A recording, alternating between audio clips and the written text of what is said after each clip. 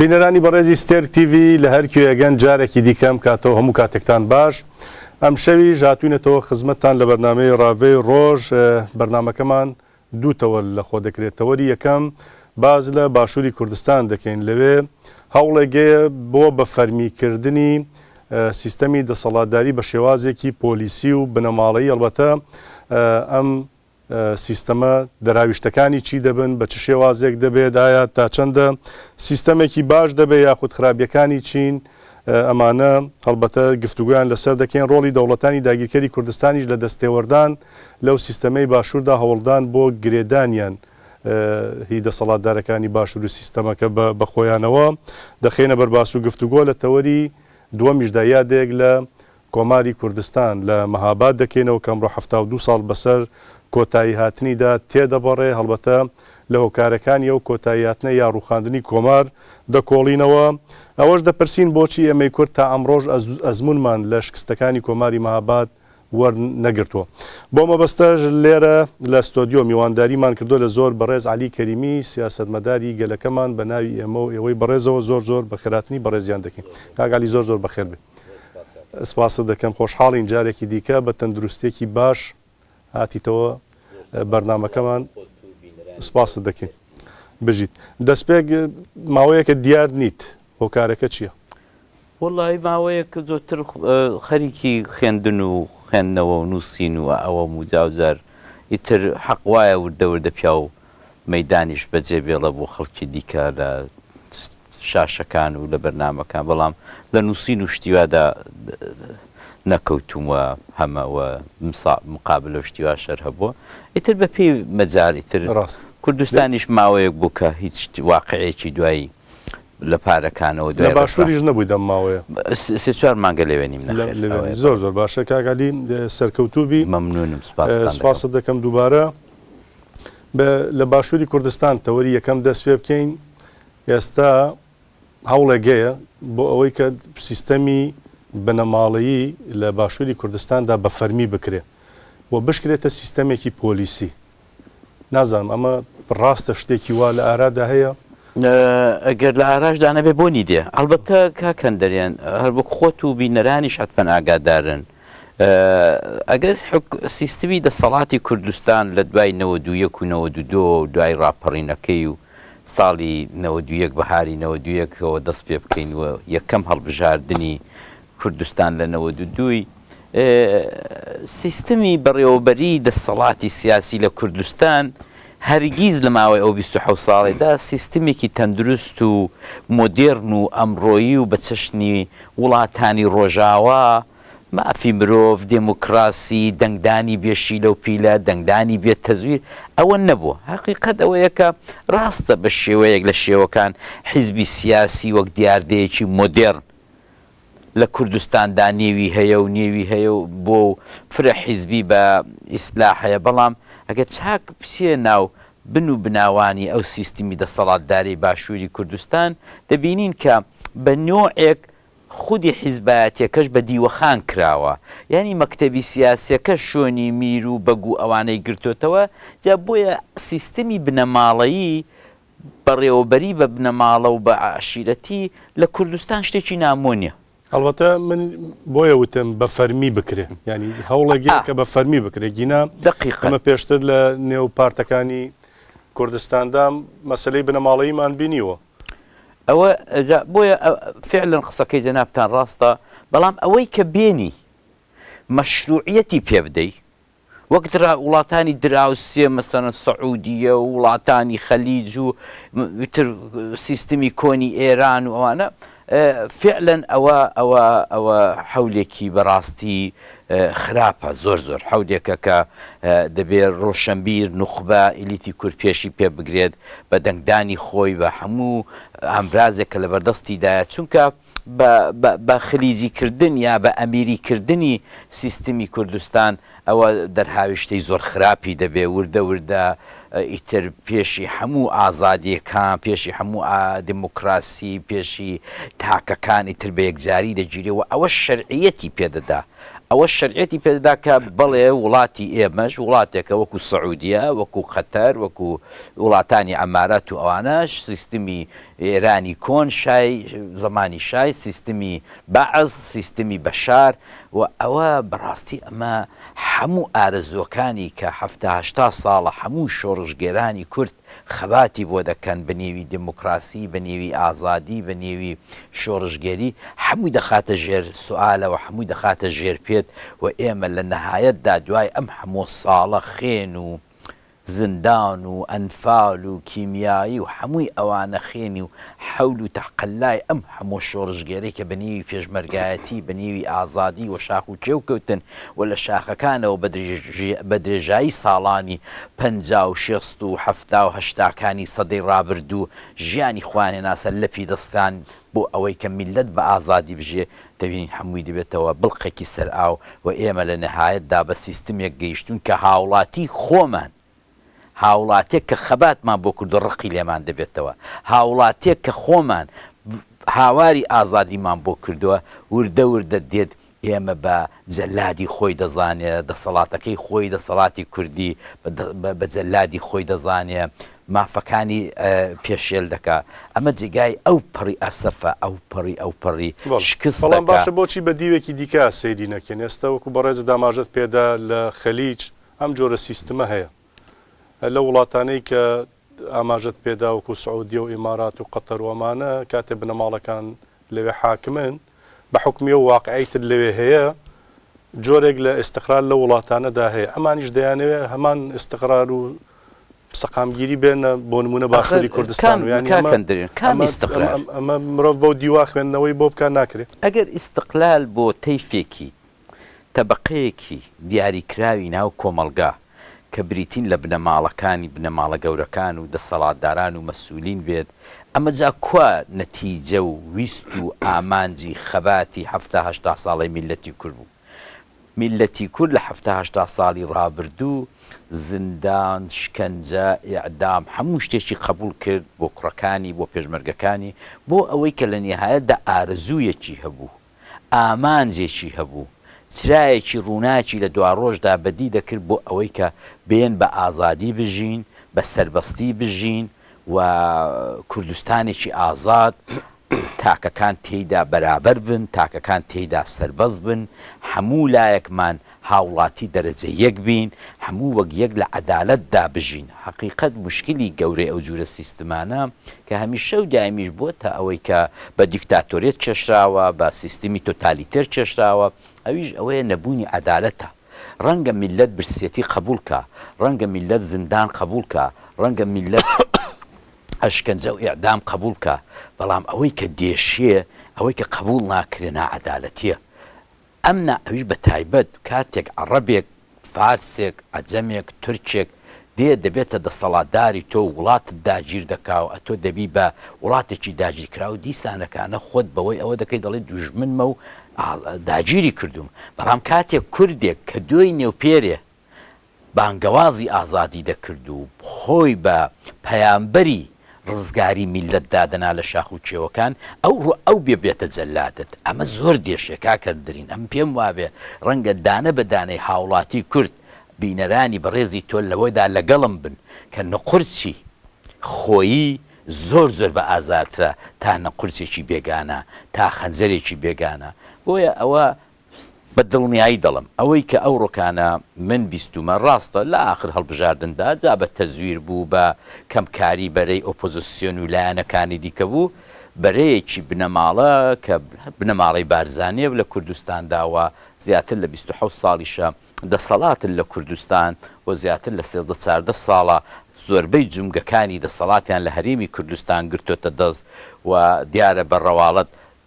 بە دابەشکردن لە نێو هێزەکاندا بەڵام حەقیقەت ئەوەی کە لە نزیکەوە وەکو من و تۆ لە مۆزوعەکان ئاگادارە دەزارین دەسەڵاتی هەرێمی کوردستانەوە 5-6 ساڵە زیاتریشە تەنیا و تەنیا لە دەستی بنەماڵەیەکدا کە پێی دەڵێن بنەماڵەی بارزانی کێشەکە ئەوەیە ئەم لە ماوەی ڕابردوو داماژەت پێدا کە ئەم دەسەڵاتە لە لای بڵێن ماڵی بارزانی بوو کێشەکەەوەی هێشتا بەوەش ڕازی نین ینی ئەوەی کێستە دەری دەخا سەرۆکایەتی هەرێم هەر لەو بنەماڵەیە بێ سەرۆکی حکوومەت لەو بنەماڵەیە بێ ئاژانسی چوزانم دەستگای زانیاریە و پاراستنە جمگە سەرەکیەکانی دەسەڵاتەکە هەموو ئەبێت لە کەسەکانی ئەوان بن ینی مەترسیەکە ئەوەیە هەموو دەسەڵاتەکە دەگرێتەوە ئەگەر لە ساڵانی ڕابردوو سەرۆکی پەرلەمان سەرۆکی وەزیران چوزانم وەزیرەکان ئاژانسی پاراستن ئەگەر خەڵکی دیکە بوون ئیتر لەمەوە ئەوەش قبوڵ ناکرێت دێرەدا ئەوان تا ئێستا بە نیوەڕەسمی بە شەق و بە زۆری و بە کوشتن و بە ڕۆژنامە نووسگرتن و ئەوانە بە نوێعێک لە نوێعەکان هێژمۆنی داسەپاوی خۆیان بەسەر کۆمەڵانی خەڵکدا ئەوە کردووە ئیجرا کردووە بەڵام حقیقەت ئەوەیە کە شەرعیەتی پێ نەدرابوو شەرعیەتەکە لە بەشێک لە کوردستان کە پێی دەڵێن ناوچەی زەرد ئەوە نەبوو بە شەرعیەتێکی قانونی سیستماتیک بۆ ئەوانە کە بڵێن بەڵێ ئیتر ئەوانە فەرمانڕەوای کوردستانن بە زۆرە ملی بە شاق بە پێشمەرگە بە پارەکڕین بە نوخبەکڕین بە ئەوانە کردویانە ئەوە کەسک و گومای لێ نییە بەڵام ئەوەی کە ئەم دەفع ئەم حەولە دەدرێت دوای وەی کە سەرکەوتنیشی لە میزانی دەنگی کورسیەکانی پارلمانیان بەدەست هێناوە ئیتر وردە وردە دایان هەوێ بەبێ ئەم لا ئەولا زۆر بە شەفافی بە منوی تۆ بڵێن ئیتر کوردستانی ئێمەیە خۆمان دەسەڵاتەکان دیاری دەکەین ئێستا کونێ دەسەڵاتی سەرۆکی هەرێمەوە چەند ساڵی خۆیانە ماوەیەک لەوە پێش سڕ کرا بەداخەوە لەو ئاخر قسەکەوەیە لەو ماوەیە کە سڕ کرا ڕێگە نەدرا هیچ بابەت باس لە بنەماڵە و لە پارتێکی دیکە بەشدار بێ بەڵام ئێستا کاتوەتەوە سەرخۆیان دووبارە زیندوی بەداخەوە ئەوەی کە سڕ کرا بەشێکی زۆری دەوێت بەڕاستی ئاور دەینەوە لە ئۆپۆزیسیۆنی هەرێمی کوردستان و بە تایبەت بزوتنەوەی گۆڕان کە نەدەبوو بچێتە ژێرباری وەی کە لە ئاخر کۆبوونەوەی پارلەماندا کۆبوونەوەی فقط بۆ ئەوە بکەن کە سەرۆکایەتی هەرێم لە زیاتیەوەی کە کانسڵی کەن لە ناوی بەرن لە زیاتەوەی کە نەیهێڵن لە قانونی دەستوری هەرێمی کوردستاندا کوتیان کاکە با شەڕ نەبێ و با هەڵان نەبێ و یەکێتی کوتی با بە یەکجاری لە ناوی بەرین خۆدەنا چەند ساڵە بزوتنەوەی گۆڕان ئۆپۆزیسیۆن لایەنەکانی دیکە یەکێتی داوای ئەوە دەکەن کە سیستم لە کوردستان سیستمێکی پارلەمانی بێت گۆڕان ئەمەی بۆ کرد ئەوە بەنوێک بە ئیسلا تەفاهوم بوو لەگەڵ ئەوەی کە کوردستان بە ئارامی بمێنێتەوە یا کۆمەڵێک نیازی خۆیان بەڕاستی کە ئەمە زۆرم ڕەخنە لەسەرەوەی هەیە کە دەبوو فرسەت بوو زۆربەی پارلەمان هاودەنگی هەبوو لەسەرەوەی ئەسن سیستمی سەرۆکایەتی هەرێمیان هەڵۆشان باوە دەشکرا بە دەنگدانی پارلەمانتاران لە هەژنۆدە مانجی ڕابردوو کە ئاخر کۆبوونەوەی پارلەمان کرا دەیانتوانی هەڵی وەشێنەوە لە کۆڵ بێتەوە سیستمی سەرۆکی حکوومەتمان هەیە پارلەمانمان هەیە تر سەرۆکایەتی هەرێمان بۆچی خۆم پادشا و ماشامە بۆچ ئەوە بوو کە تا ئەم ئاخر جارش ئەوەی کە دەیکونا سەرۆکایەتی لە خەڵکەوە مەشروعیەت وەربگرێ و دەبێت سەرۆک لە ناو خەڵکەوە ئەوە داوای پارتی بوو ئێستا بۆنی ئەوەی دێ کە ئەوان دروست بە عەکسەوە دەڵێن کاکە لە بۆ چونکە ئەمە زۆر سادەیە ئەم برادرانە حتا کونیە بۆیان بکرێ فێڵ لە خەڵک دەکەن بە هەموو شێوەیەک کاتێک کە دەیانزانی کاک مەسعود لە ناو خەڵک لەوانەیە دەنگ بێنێتەوە کەس ڕقیبی نەبێت و کەس نەچێ خۆی بربژێر بکات دایانکو لە ناو خەڵک بێ ئێستا کە دەزانن لە ناو خەڵکدا وەزعەکە زۆر خراپە و کاک مەسعود خۆی کاندید ناکا و کاندیدی دیکە دەبێ و ڕەنگە ئەو کاندیدەی دیکە بەخەت کاک مەسعودی هێژمۆنی نەبێت و بەرنەوەکەی 100% نەبێ هاتون دەڵێن نا پارلەمانی ئێمە سیستمی پارلەمانیمان دەوێت ئەمە بەڕاستی هیوادارم میلەتی کورد بە گشتی وەکو میلەت تووشی ئالزایمر نەبوو بێت و ئەو شتانەی لەبیر بێت هەمووی دەمانگ لەوەی پێشە پار و پێرار بووکە ئێمە شەڕمان دەکرد لەسەوەی کە سیستم دەبێت پارلەمانی بێ ئەوان دایانکو دەبێت سەرۆکایەتی بێت ئێستا کونێت ئەوان دەزانن لە پارلەمان 45 کورسیان هەیە 11 کورسی کۆتاکانیشی خۆیانە کە ئەوە بەڕاستی کارەساتە لە سیستمی پارلەمانی کوردستاندا لە هیچ خۆڕایی 11 کورسیان بە نێوی تورکەمەن و کلدانی و مەسیحی لە چیرفانی پارتی ناوە کە ئەوان هەموو جارە ئیستفادەی لێ دەکەن و دەبێ ئەوە بە زۆرە بەو کۆتایانە بێ پارتی لەم لا 45 و لێ 11 کورسیە ڕەنگە یەک دوو دەنگیش پێویستی بەڕێز نییە تاوەکو بەڕێی من سناریۆکە ئاوایە لەو ڕۆژانەدا بە پەلەپەل کۆبوونەوەی پارلەمان دەکەن ڕەنگە ڕاوەستن لەسەوەیکە لەگەڵ یەکێتی تەوافق بکەم بزانن سەرۆکی پارلەمان چێ دەبێت ئەگەر ئەوەش نەبوو هەر بە سەرۆکی کاتی کۆبوونەوەیکی بە پەلە دەکەن کەبوونەکە بۆ ئەوەیە کە 40-50 پارلەمانتار داوا دەکەن سیستمی دەستگای سەرۆکایەتی هەرێم لە سڕبوون بێنینە دەرێ ئەو سەهۆڵەی بێنینە بەرخۆرێک بەرگەرمایەک و لە سڕبوون بێنینە دەرێ ئەوە زۆر بە نیو سەعاتان دەنگی بۆ دەدەن 56 دەست هەڵدێنێت وەک ئەوەی کە ئەجیر کرابێ وەکو ئەوەی کە بەرژەوەندی هەموو میلەتیان لەبیر چوو بێتەوە فقط ئیشیوان لە پارلمان ئەوە بێت کە دەست بەرزکەنەوە کە زۆرمان دیوە لەو سناریوانە دێن دەست بەجێ یەکەم جار یەکەم قۆناغ سەرۆکایەتی پارلمان شەرعیەتی پێدەدەنەوە چالاکی دەکەنەوە دەستگایەکی ئامادەیە کارمەندی هەیە بەرو دەستگای هەیە خانوبەرەی هەیە هەموو شتێکی هەیە 18 مانگە سڕ کراوە چالاکی دەکەنەوە ئەو جا سێ چوار ڕۆژ دوایە دێن دیسان 50 ئەندام پارلەمان داوا دەکەن کۆبوونەوە یەک جا یا سەرۆکی پارلەمان تا ئەوجار دیاری کراوە یا دیسانەکانە بەبێ ئەویش دێن دەڵێن زۆر باشە ئێمە پارتی مڕەشەحی هەیە بۆ سەرۆکی هەرێم تووشێتی پارتی نەیشاردەوە خۆ معرفی کراوە نەچیرەوان بارزانی بۆ سەرۆکی هەرێم و سەرۆکی هەرێم سەرۆکی دەکەنە کاندید ڕەنگە گوێ لە مستەکانی بارزانیش وەکو ئەحزابەکان با ناوی هیچیان نەهێنم دووسێ کاندیدی کارتۆنیش فڕەدەنە ناو پای مەجلیسەوە پارلەمانەوە ئەوی معلومە کاگنێچیر وەکو مەڕەشەحی پارتی دەبێتە سەرۆکی هەرێم بەڵام لێرە سناریۆکە تەواو نابێت سناریۆکە زۆر کاک نەچیریش دێ ئامۆزاکەی خۆی کوڕی کاک مەسعودی ڕادەسپێرێت وەکو پارتی کە زۆر گەورەترین کوتلەی ناو پارلەمانە دەڵە کاکە بڕێتەوە حکوومەت پێک بێنە ئەو لاشا مستەوگەر کرد ئەو جار دێنن شتێکی دیکە دەکەن دەستگایەکی گەورەتری دیکە دروست دەکەن بۆ ئەوەی کە هەموو دەسەڵاتەکان و ئەو تەقەدوسەی کە ئاخر گەورەترین پۆستی هەرێم هەیەی کە پۆستی سەرۆکی هەرێمە ئەویش لە نەچیر بارزانی بستێنەوە و بە تەواوی نەیدەنێ دەزانم بە پێشنیهاری کۆمەڵێک ڕۆشنبیری نوخبەی گوێ لە مەست ئەوانەی کە شەو و ڕۆژ ئیشیان ماستا و مزایی دەکردنە دێنن دەڵێن کاکە کوردستان پێویستی بە دەستگایەکی مەرجەعە کاک مەسعود پێشمەرگەی دێرین ئەوە چی کردۆ چی نەکردۆ کەوا بۆ ڕازیش نابن هەر بە سیستەمە دەسەڵاتداریەکەیانە لە سەروی ئەوە شەوە کەسێکی کابێ هەر لە بنەماڵەکانە دێنن مەرجع دروست دەکەن وەک مەرجعی ئێران کە خمینیە خامنەیە وەکو مەرجعی شیعەکان لە عێراق سیستانیە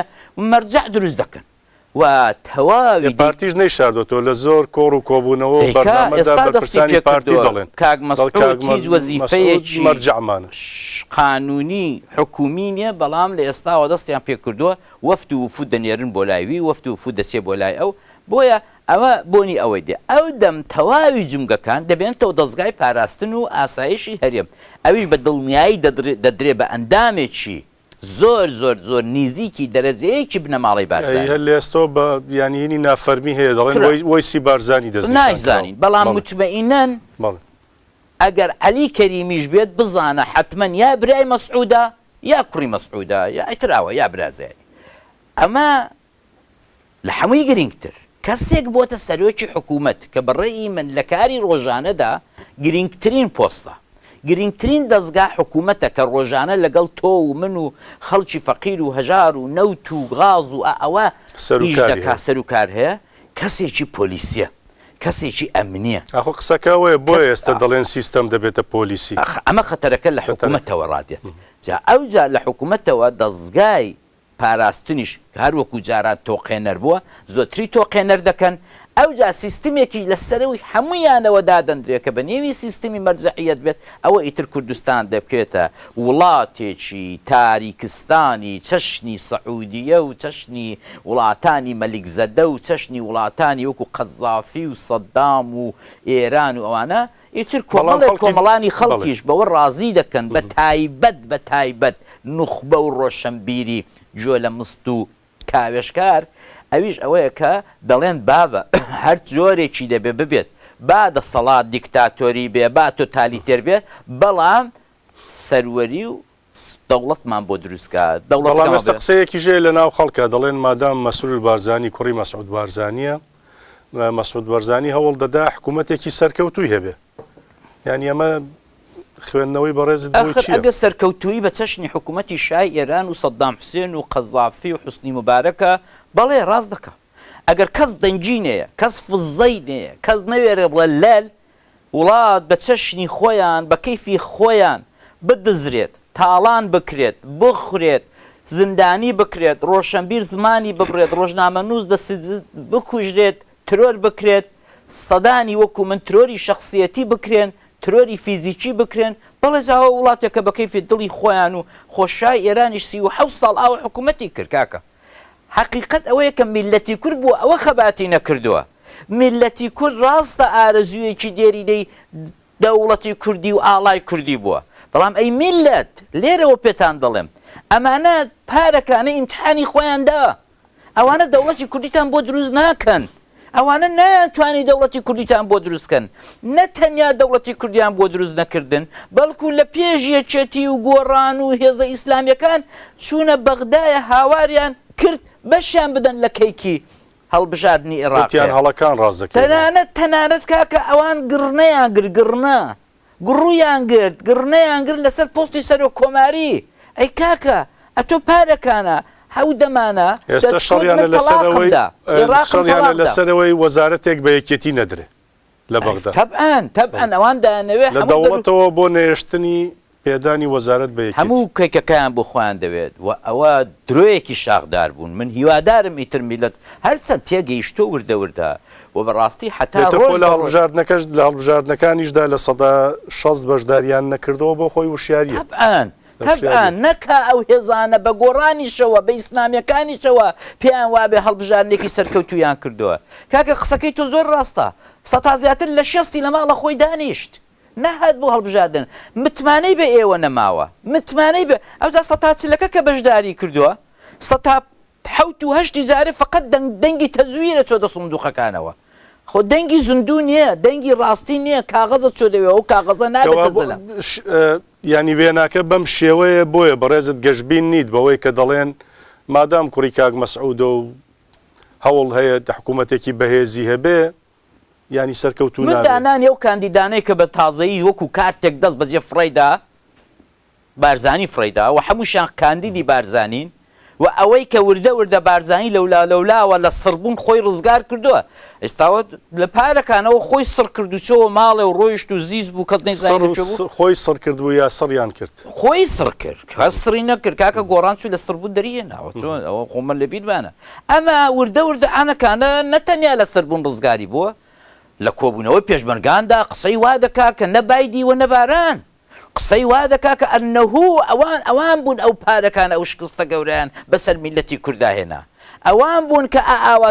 کەرکووک و شەنگاریان بەجێهێشت و حەشتی شەعبی بوو بە ئاغای کوردان دیسانەکانە ئەی بابە خۆ ئەتۆ پارەکانە ئەوەت کرد پار ئیمتحانی خۆتدا ئێستا دووبارە دیسانەکانە دەڵی خەڵک لەبیری چۆتەوە کە ئەتۆ هەڕەشەت دەکرد ئەگەر بوو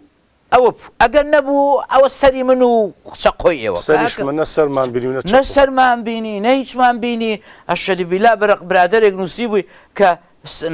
سەردانەندرا بەڵام کە چوو بەغداد زامانەکەی دانا ڕاست بەسەر ڕووتی چوو بۆ بەغایە باشە ئێمە باجی ئەوماندا کە یەکێتی لاواز بوو لە باشوور پارتی بەوە بەهێز بوو ئەم جارە گۆڕان لاواز بوو ئەمە باجی ئەوە نییە ئێستا هەموو سیستەمەکە دەکرێت بە بنەماڵەیی و پارتی ینی لە ڕواڵەتدا هێزی یەکەمەوە دەسەڵاتی ئێمە باجی ئەو لاوازبوونەی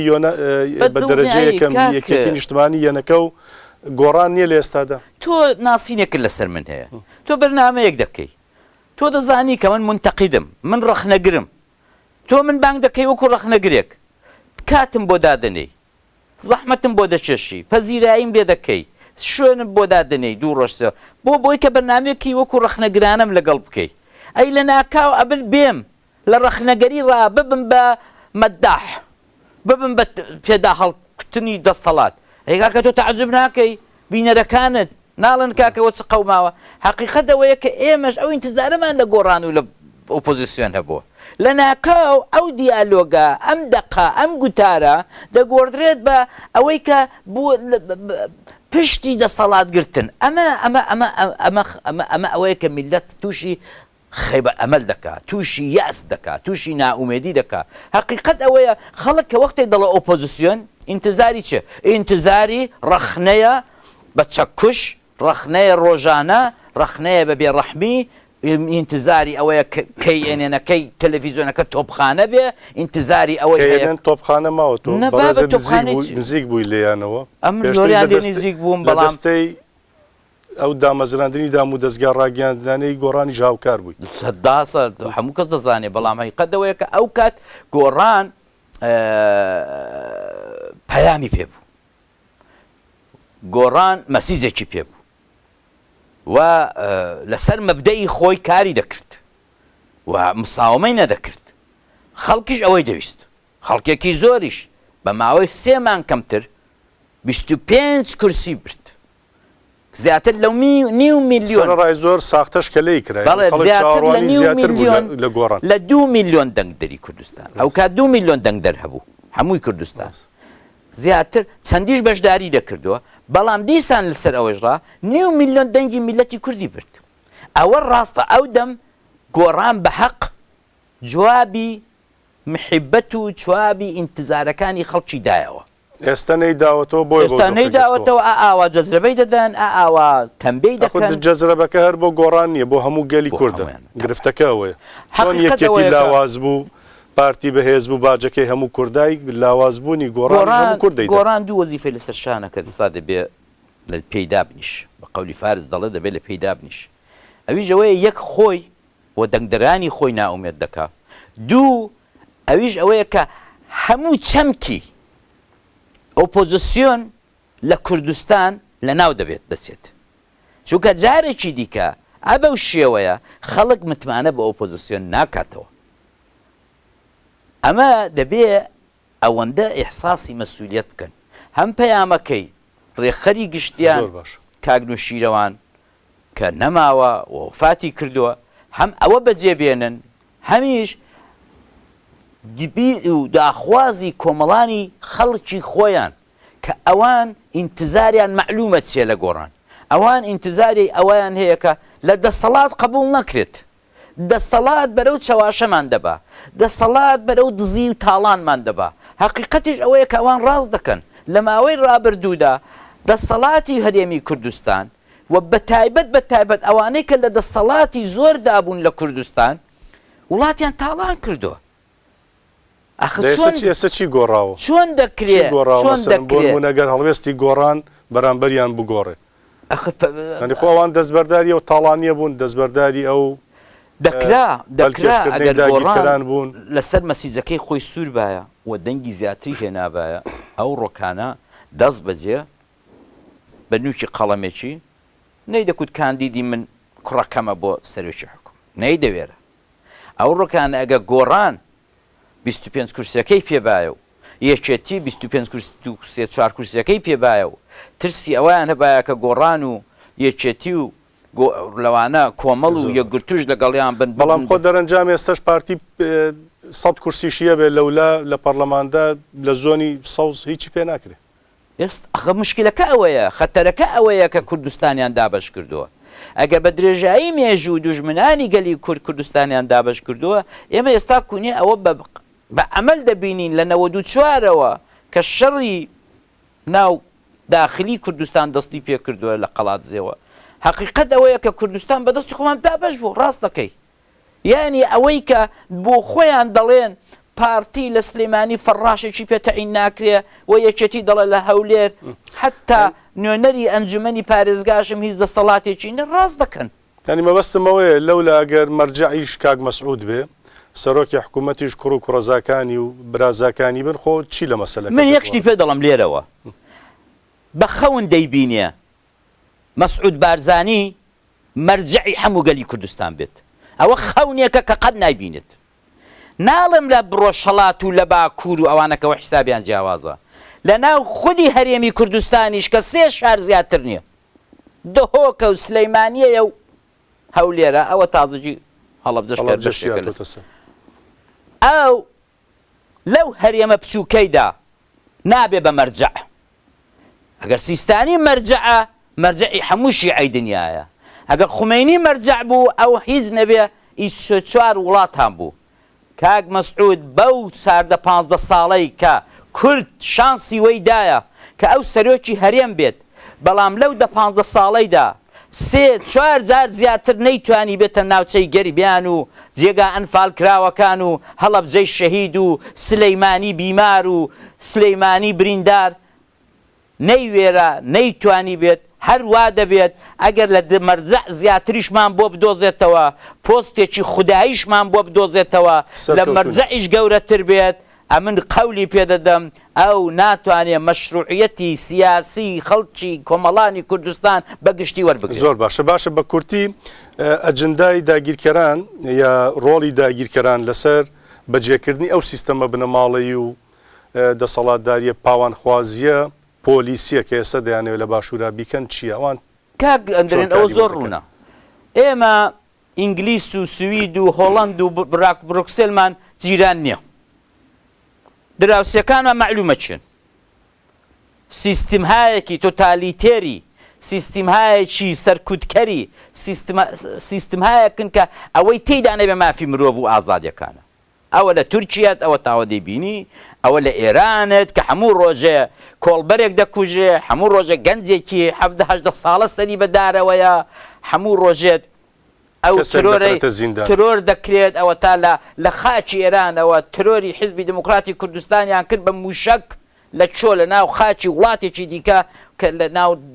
جەرگەی عێراقێدا بووە. دوای نێپێرێکانە دەبینین کە بە ڕۆژی ڕووناک تا ئێستاش کورد قسەی نەکردو بەڵام دەوڵەتی عێراق فزەیەکی هاتووە کە کاکە ئەتۆ چۆن بە ڕۆژی ڕووناک دیەی فز فر بە نێوەڕاستیش مەخمور و شنگار لە مەخمور و شنگار بۆمبارانێ دەکەی.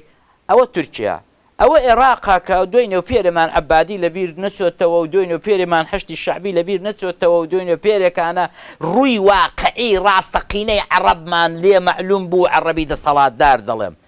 دێمان معلوم بوو کە قات ددانی خێر بە کوردادانایە کەوا بۆ ئەوان پێیان خۆشە یانی ئەم سیستەماوا ئەو جار نەتەنیا ئەوان سەعودیە پێی خۆشە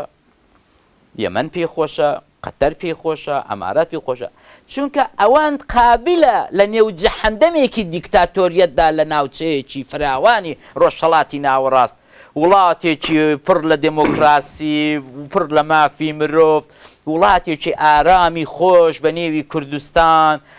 سەرکردەکانی خۆشەویستی خەڵک بن نایان هەوێ ئەوە چونکە خۆیان دەکەونە ئەوەی ئەو جارەکانە بەدبەختیەکەشی ئەوەیە کورد لە 4-5 دەوڵەتی گەورەی ناوچەکەدا بەش کراوە یعنی پێوەی دەسووتێن بۆیە ئەوان زۆر زۆریان پێخۆشە بۆ وڵاتەکەی خۆیان کە حکوومەتی کوردستان حتا خوا حەسکا دیکتاتۆر بێ حتا خوا حەسکا خێن ڕژ بێ حتا خوا حەسکا هاوڵاتی خۆی بکوژێت ئەوان پاڵ بەوەیەوە دەنێن ئەوان پاڵ دەنا ئەخت دەکرێ ئەتۆ دوینێ لە تەنیشت هەولێر مەخمور بۆمباران کراوە ئەی کاکە قسەیەک دەنگێک ئەخ بۆ دەیکەی ئەرێ خۆ قەندیل نییە بڵێ وڵا گریلاکانی لێ داکە حەقی خۆیەتی و خەتەرە بۆ سەر وڵاتێ شەید بۆ 4 ژن و منداڵ لە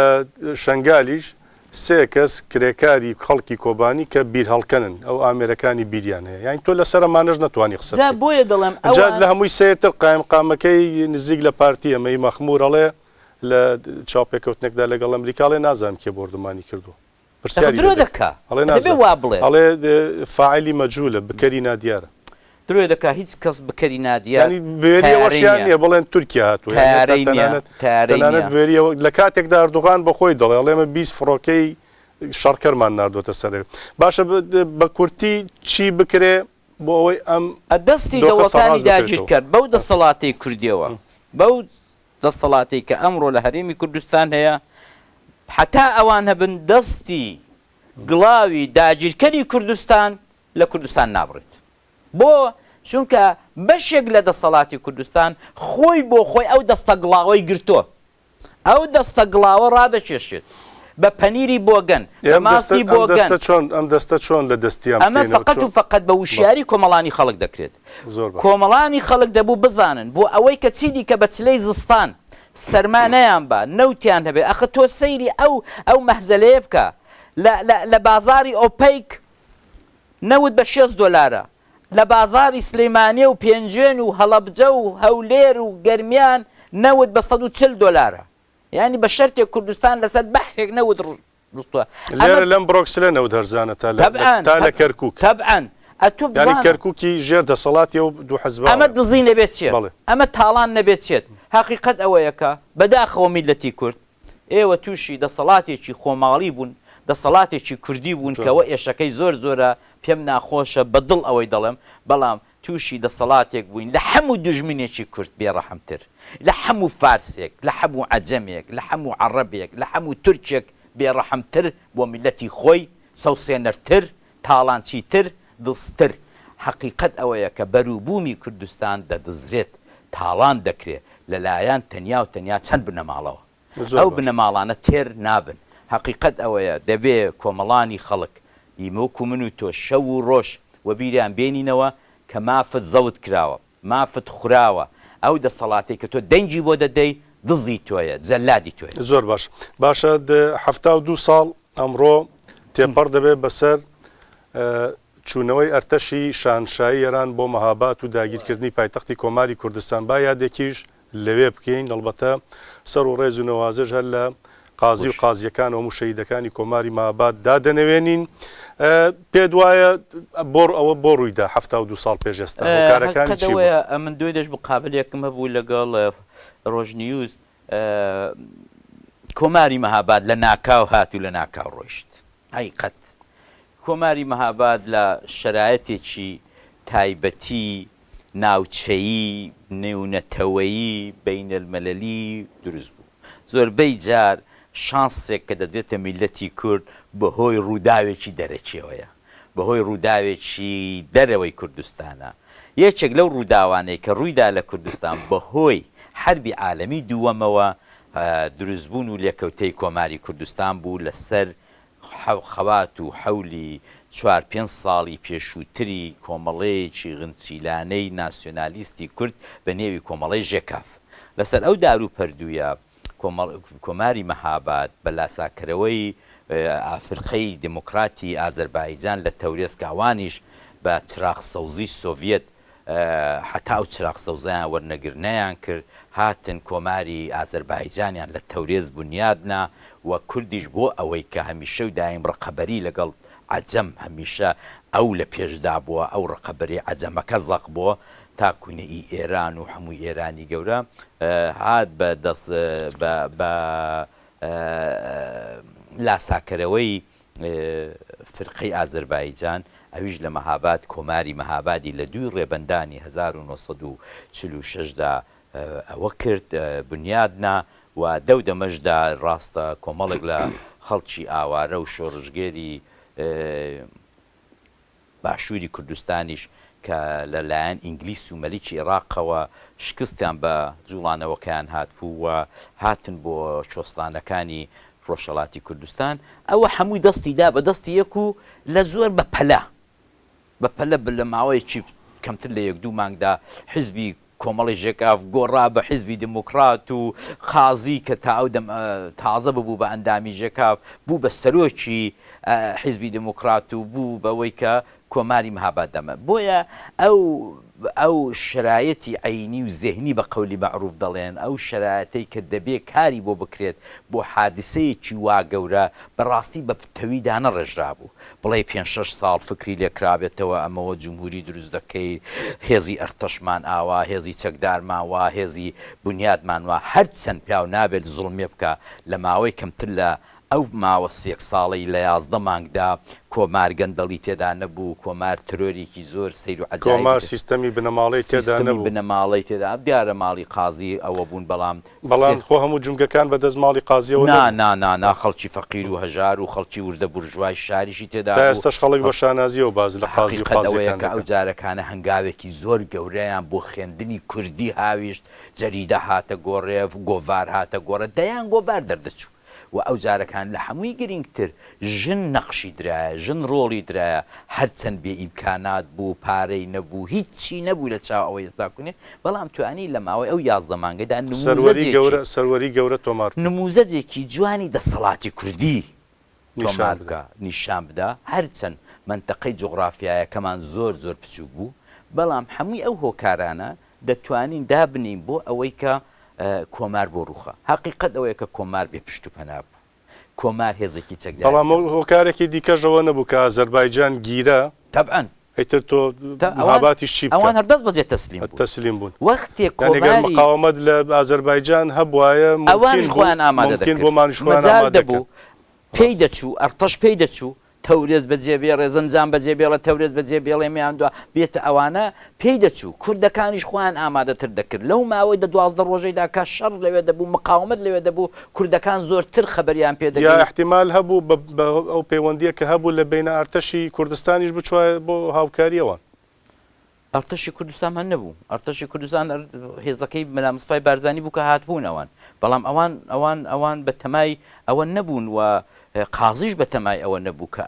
ئەوان بێن دیفاع لە کۆمار بکەن ئەوان لە مزگەوتی عەباساغای خانەقای شەمزینانی سابڵاغێ هەمووی کۆکردنەوە قازی زۆر سادقانە زۆر مخلیسانە